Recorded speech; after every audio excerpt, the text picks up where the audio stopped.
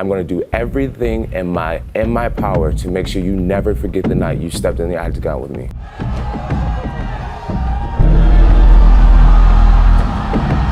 Just a couple weeks ago, the main event, Jon Bones Jones, but has failed a drug test. Well, this guy's got a lot of demons, man. A lot of demons. Who's the bad guy, Dan? Jon Jones. Who's the bad guy, Mama? Jon Jones. Are you back, junkie? I'm back. I'm back. You know what happened behind the stage? He's a bitch. He's a bitch. He's a bitch. Hey, could you guys please help him out? Did he? Shut up. What? I'm sitting here and like, I see him. He's over there. But like, is he really gonna be in Anaheim? Is this guy really gonna go to the fight? Is this guy gonna mess this up again by doing steroids or snorting cocaine or sandblasting prostitutes? What's this guy gonna do? What's this guy gonna do to mess this up this time? The biggest and most real rivalry in the history of mixed martial arts. You think that's about Conor versus Khabib? Not even close. I will die to beat you. Know that. Okay. Be prepared to do that. I wish they would let me next door so I could spit in your fucking face. You know I would absolutely kill you if you ever did something like that. You right? could never kill me. Oh, I bet you I could.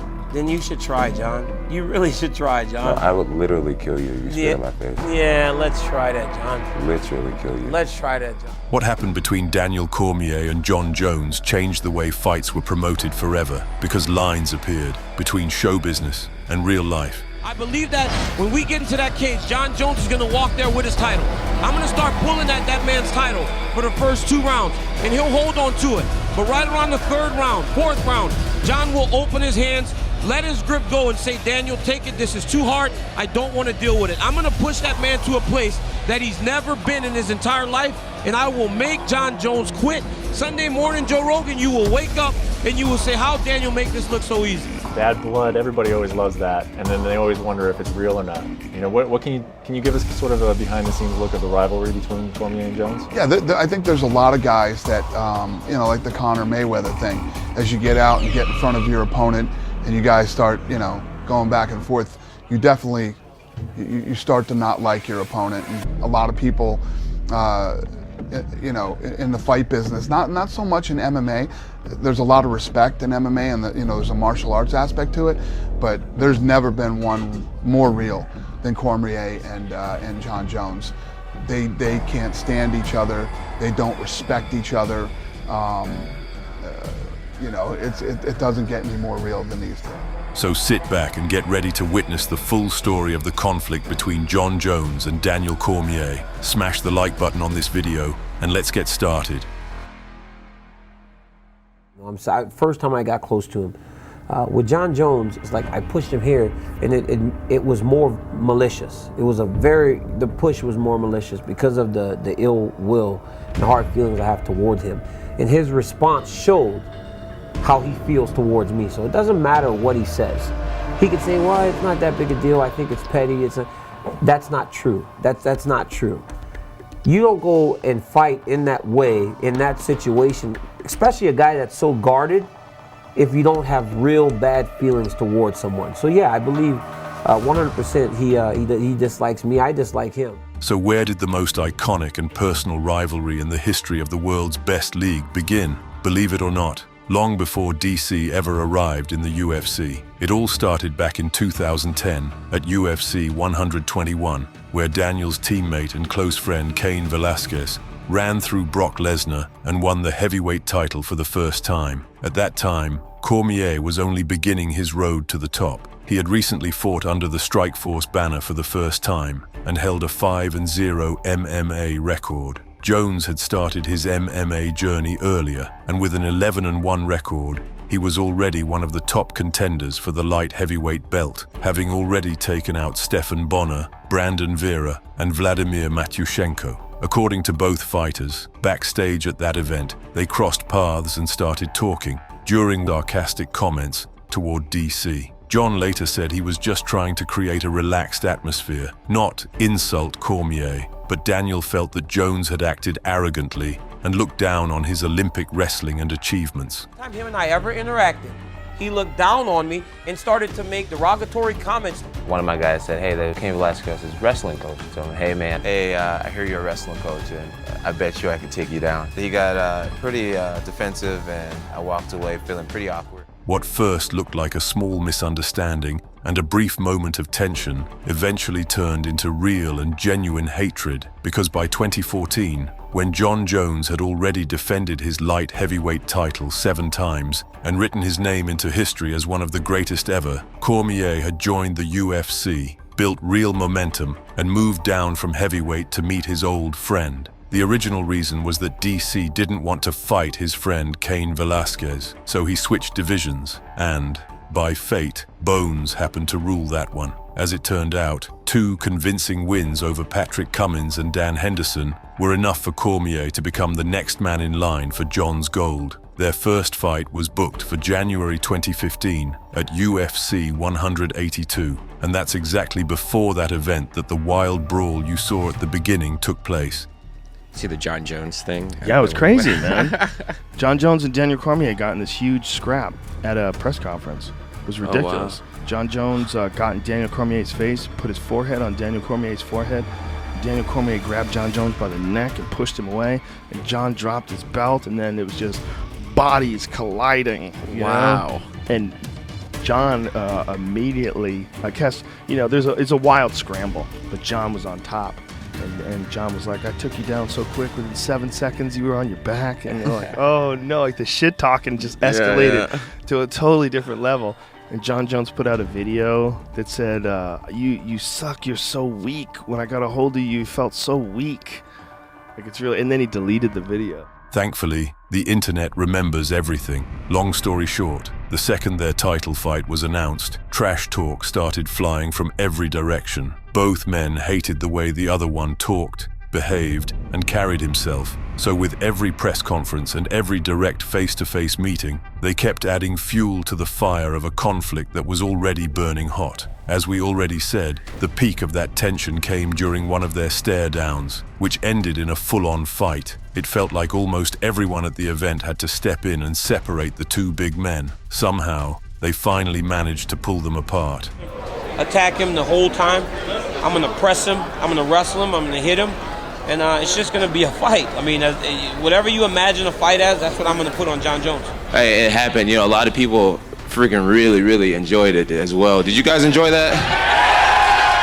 After all that, everyone expected to see a close fight between the 2 best athletes in the division when they finally met inside the octagon. The fight was originally supposed to happen at UFC 178, but the champion got injured and the matchup was moved to the date we mentioned earlier. In the end, both men came in fully ready to answer for every shot taken at them and every insult that had been thrown their way. I don't consider Daniel to be the biggest heavyweight or the biggest light heavyweight. I mean, come fight night, I think you'll see the size and the strength difference in us. So I train against heavyweights all the time. I tend to do pretty good. I'm very confident in my ability to compete at heavyweight. But my goals are all at light heavyweight division. I'm really trying to catch up to some of the greatest fighters of all time, guys like Anderson and GSP. And I feel as if winning as many championships as I can in the light heavyweight division is what I need to do to really solidify a magnificent legacy. A threat, Jon, he was a great scholastic wrestler. I was coaching when he was in high school, so I was very aware of who he was. I know he can wrestle. I mean, I've seen him out wrestle guys in MMA. I'm gonna work on my entire game. I never focus on one individual area. I always find confidence in my gym, in my training partners, knowing that they're gonna prepare me for anything that he can bring to the cage. So happy he's gonna try and get a takedown because I can defend takedowns and he's gonna get his ass taken down and he won't get up. He's gonna be stuck there. What? I'm not gonna knock him out. He has to stay in there for 25 minutes and take his beating. All right. He has to stay in there and take his beating, so I'm not gonna knock him out. There is nothing you can do to stop me from coming at you round after round with the most malicious techniques I know. You will lose this fight, Daniel Cormier. I want you to believe it. Every ounce of training you put in leading up to this fight will be a waste of your life. And knowing that he would have probably come at me, I would have probably smacked him upside of his head instead of just pushing him away from me. So I believe that when we get into that cage, Jon Jones is going to walk there with his title.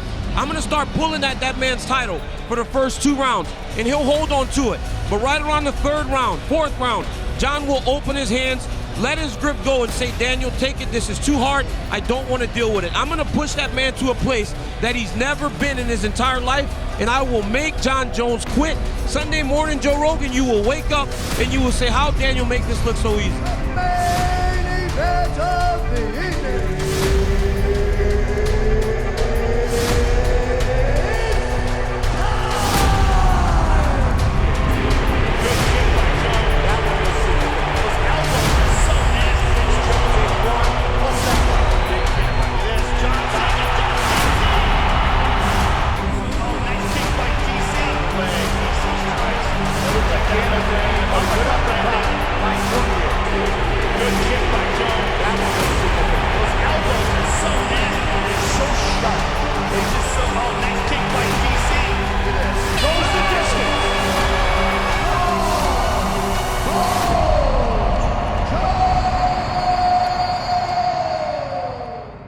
Felt great. I tell you, man, the guy, he's only human, man. The undefeated DC, all the haters, all this crap he talks, it motivated me.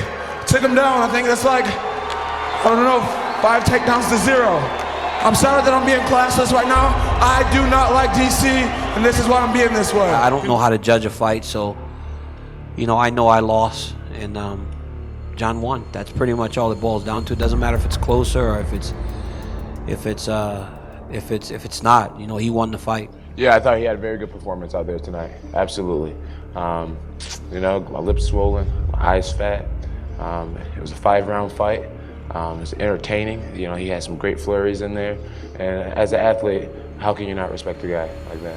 The champion won the most personal and one of the toughest fights of his entire career, but the conflict between him and Daniel was far from over. If anything, it only got hotter. Jones himself poured gasoline on the fire when he said he hoped Cormier would cry on somebody's shoulder after the loss. Bones turned out to be right, because DC couldn't hold back his emotions, and his friend Cain Velasquez had to calm him down along with the rest of the team after that painful defeat. After Jones's triumph, it felt like he would defend the belt for many more years, and that nobody could truly challenge him. But he took everything away from himself when he crashed into a car carrying a pregnant woman, while under the influence of banned substances, then fled the scene. He was immediately stripped of the UFC title and suspended from competition because of the legal case that followed. He was facing up to 3 years in prison. Jon and his legal team managed to reduce the punishment as much as possible, but he still had to fight to get everything back.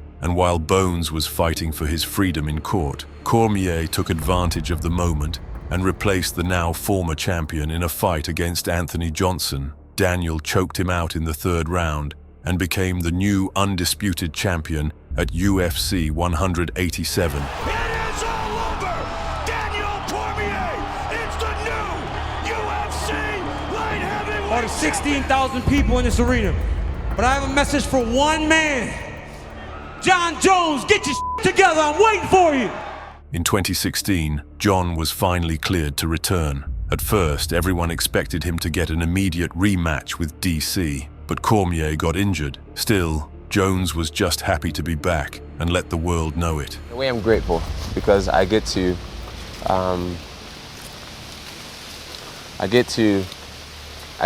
recognize my mistakes. I get to assess what's made me, you know, not necessarily the best role model. I get to, you know, assess that and I get to alter that. And then I get an opportunity to go back into the game and do things better, become, you know, a better role model and a better athlete. You know, it's like I got to retire almost and like get back in the game, still young enough, fresh enough to have some serious, you know, have a serious future, serious longevity. So, yeah, it's great to have this awakening, but still be in my physical prime to actually go back and do something about some of the things that I've let myself down on in the past. In the end, he had to fight Ovince St. Preux for the interim title, and he won without much trouble. At that point, it felt like absolutely nothing could stop the rematch. Let's go!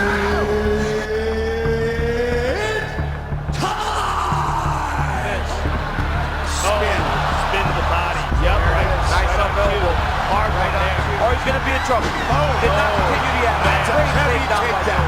That was one of the heavy. John Bones Jones! Nothing compares to being back here, even doing this interview right now, having the fans excited, reading all the tweets and the Instagrams of good luck, all the people around the world just can't wait to see it, getting in shape, being extremely healthy, eating healthy. All the techniques are here, are coming back, like just being an elite athlete, it just feels, it feels amazing. I feel so alive. I feel like everything in the universe is right.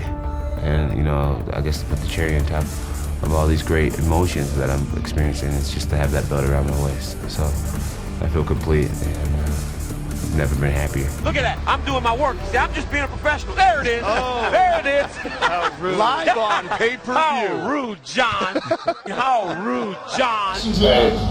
Hey, Joe, listen, the guy has a job commentating for a reason. When the division finally seemed stable again, and everything had settled down, the world's best league rushed to announce the rematch. The second fight between Jones and Cormier was supposed to take place on July 9th at the historic UFC 200. Hey, are you still there? I'm here. Yeah. I'm here. You are just the fakest person. I actually admire that you can actually be this fake, and like when the TV comes on, how you can just change. It's like you're a chameleon. I will die to beat you. Know that. All right. Be prepared to do that. I wish they would let me next door so I can spit in your fucking face. I would absolutely kill you if you ever did something like that, You right? could never kill me. Oh, I bet you I could. Then you should try, John. You really should try, No, John. I would literally kill you if you spit in my face. Yeah, let's try that, John. Literally kill you. Let's try that, John. Everyone was beyond hyped. The tension felt maxed out, and every combat sports fan kept looking at the calendar every single day, waiting for the event and the ending of all this madness and bitter hatred. And then this happened.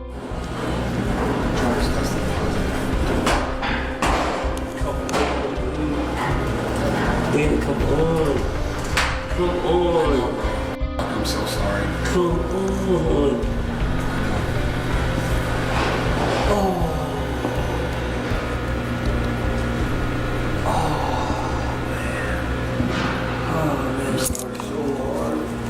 So fucking sorry.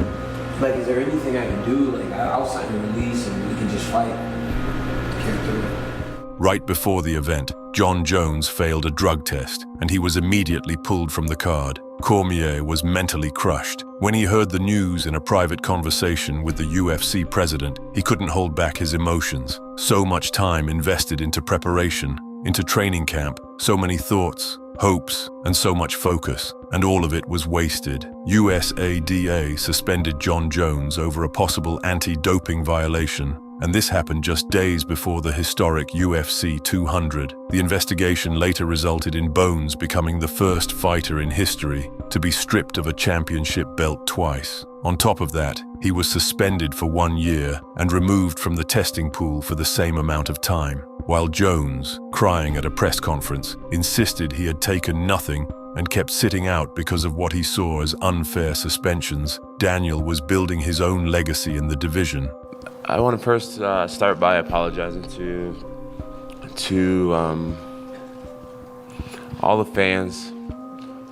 fans who came out to support me for UFC 200. Yeah, I really don't know what to say. I'm really sorry about this happening. The whole situation, it really sucks. It really sucks. Really hurts a lot. Supposedly they found something in one of my samples that I have no clue what it is. I don't even know how to pronounce it.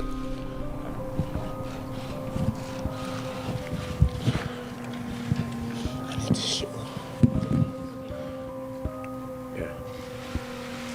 I just want to tell them I'm sorry. That's really it. You know, I believe that something good will come from this.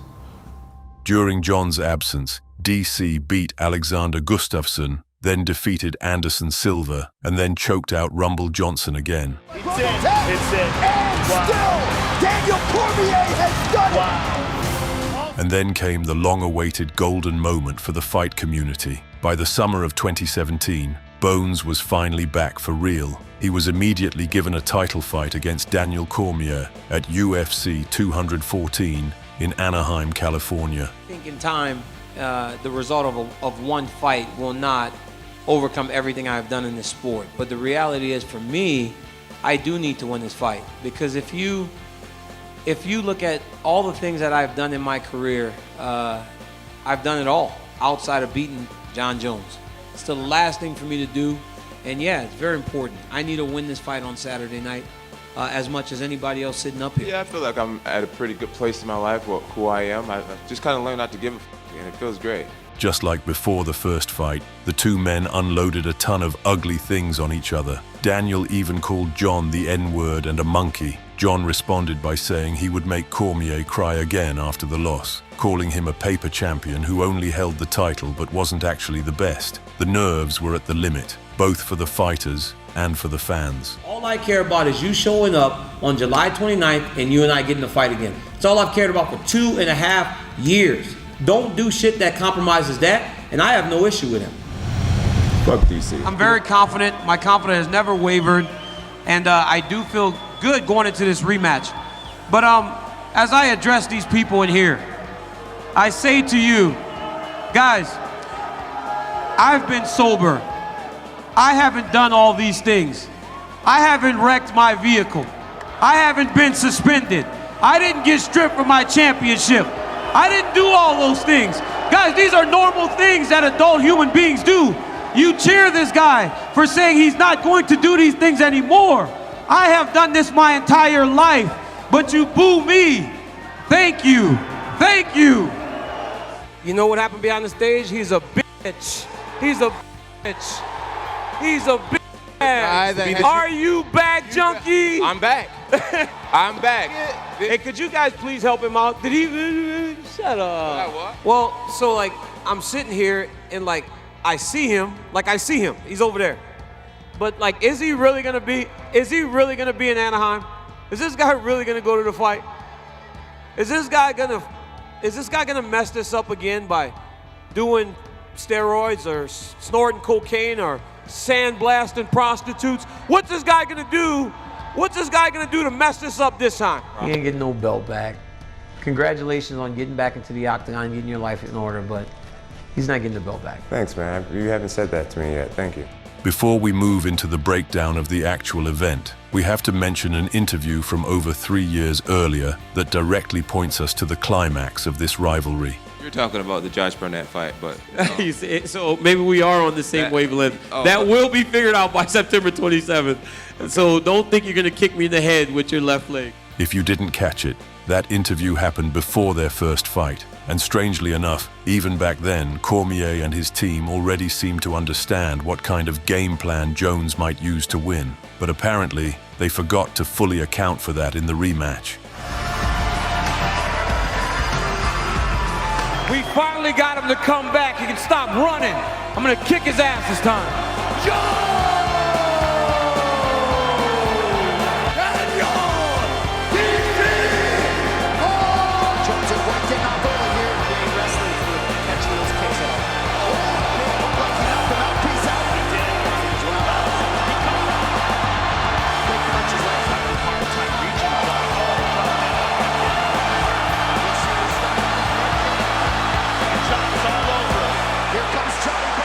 That's it. He's out. He's out. Jon Jones has done it. Wow. In the second fight, Daniel actually looked much more successful early on. He was landing more often to the head and kept touching John with looping punches upstairs, winning a lot of the key moments. But the experienced Bones knew exactly what he was doing when he kept attacking DC's body with middle kicks. In just 2 rounds, he landed 24 body shots, And in the third round, he used all of that to perfection. After taking that high kick, Cormier desperately tried to survive, but the brutal follow-up finish did the job. I don't know, man. I guess if you win both fights, there is no rivalry, so I don't know. Thank you for everything, Daniel. Yeah, we expected to finish Daniel Cormier. I said it in several interviews before the fight. There was a day in practice where we found 5 other guys who gives me the hardest time. And my coaches made me match up against all of them. They had 1 round each in 5 rounds. And I finished 3 out of the 5, which is something I have never been able to do before. I had 2 TKOs and a submission. And my coaches told me after that practice, they said, John, you are stepping into your prime, my friend.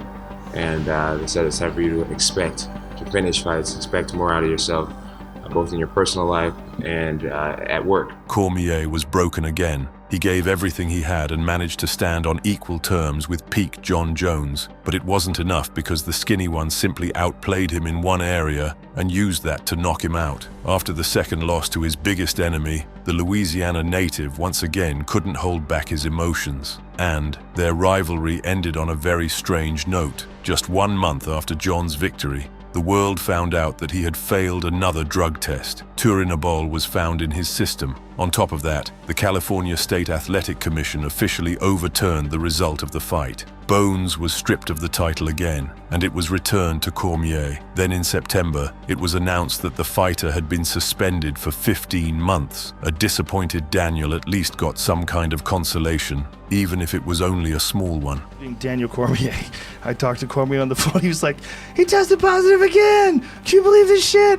And they're gonna let him fight. I found out about it from Cormier. And that brings us to the reality that the story created by these 2 men left behind more questions than answers. Yes, John Jones won the rivalry 2-0, but for years people kept arguing about who would have won if they had met at heavyweight, where Cormier wouldn't have had to drain himself with that brutal weight cut and would have been at his absolute best. Fans also wondered who would have won the rematch if DC hadn't eaten that cursed high kick. But all of that is just speculation and what-if talk, because the fact remains the same. Bones beat DC twice. And still, the most important thing is that 2 of the greatest fighters of all time gave fans an emotional storm and 2 incredible high-level fights with one of the highest levels of tension in the history of MMA. The way he was able to manipulate positions, because I thought, without a shadow of a doubt, that I would take him down at will.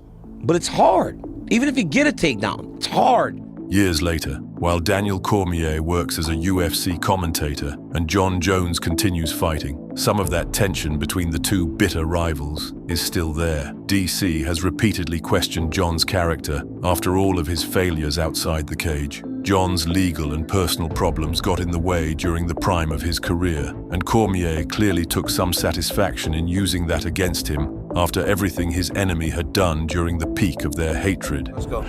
All right, I got my top 10. 1, I didn't put Jones on. Oh my God! You Is this the first time you ever put him on? I mean, it's documented right there. I did not put him on. I can see. I did not put him on. In the first half of 2026, the former bitter enemies agreed to become opposing coaches on another season of the reality show, ALF Reality. Jones hoped that working together in a stressful environment would help repair the relationship with DC. But Cormier responded to those peaceful gestures in his own way. He publicly stated that in the near future, he and Jones might meet on the wrestling mat in the Real American Freestyle League. Daniel said that with time, the emotions have softened, but that doesn't mean all the disagreements have automatically disappeared. According to him, respectful distance is the only format he sees as acceptable. This season is against Daniel Cormier. Oh man, what a stuffy, just dickhead Cormier really is. I think if you really get to know Daniel Cormier, he's really not. Yeah, it was nice. Oh, he's an asshole. He really is an asshole. I mean, he didn't really connect with any of the fighters here. He's just an asshole. I tried to make peace with him many times, and he made it very clear that he wants to be enemies for the rest of his life because how lucrative it is.